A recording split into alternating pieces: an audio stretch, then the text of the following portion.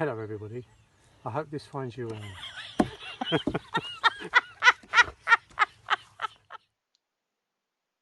At the outset of this presentation, I'd like to thank Oban Tiree in helping me put it together. Some of the slides have had quite a bit of detail, so you may wish to pause the video to take them in.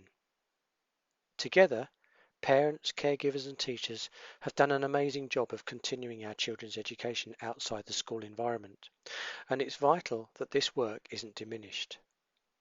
Your feedback has been instrumental in helping us plan, and we thank you for your time and consideration. You can see that many families have had a positive lockdown experience, but we must also not lose sight of the fact that the pandemic has had a significant impact on young people's everyday lives. There is a great sense of positivity about the return to school, and we hope that any anxiety that about 25% of us have will quickly diminish once everyone sees the reality of the planning that has taken place to get school ready.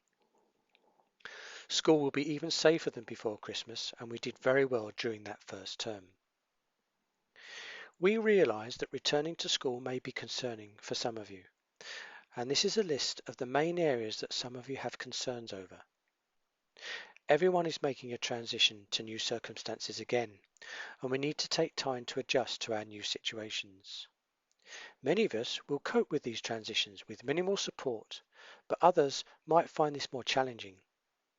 We have a highly committed pastoral team, and they will be at the forefront of the next 3 weeks, helping everyone settle back in and listening to everyone's stories and different experiences. We have also anticipated many of your suggestions, particularly the need to reconnect and get back to routines. So we hope everyone is getting prepared to be at school prompt, looking smart and proud in uniform, ready for work, and the warm welcome they are going to receive throughout each day. It's important to celebrate the progress, learning and development our young people have made in the last year and ensure that they feel proud of what they've achieved so that they can build upon their strengths and continue their key learning.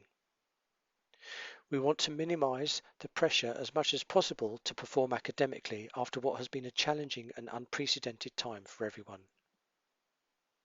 With all of this in mind, we will be focusing again on the 5 levers that worked so well last August. I have spoken already about relationships, and the second lever, community, is being constantly addressed. This video, Mr. Bain's latest letter, being just a couple of examples.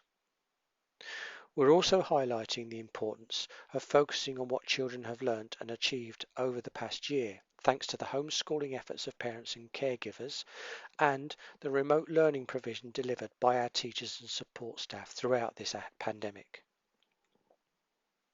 The next 2 levers focus on the curriculum and metacognition, or understanding one's thought processes.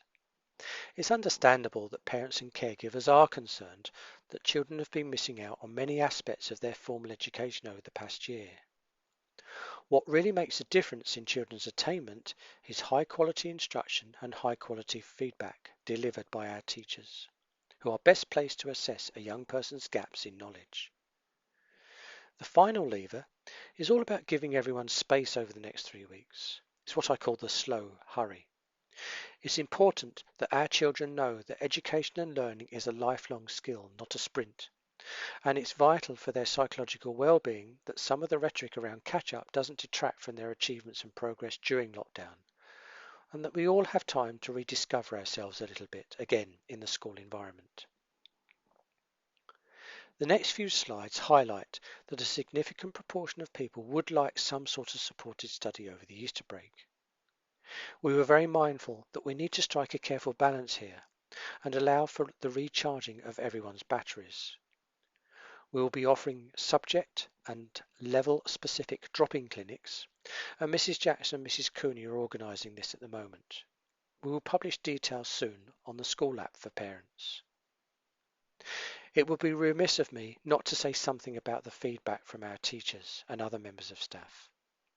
I'm sure you would all want to acknowledge the highly professional way that they have ensured learning has continued, and they have been rightly recognised for their efforts by several national review discussions we have been invited to take part in by Education Scotland inspectors.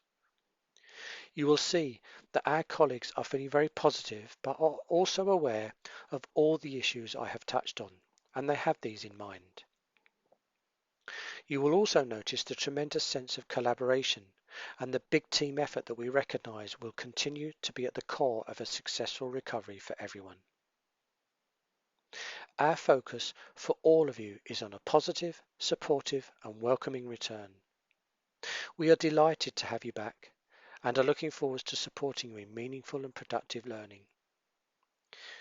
We have a shared responsibility to look after each and every one of us, and the need for all of us to help keep each other safe. Thank you for watching, and please stay in touch. Thank you.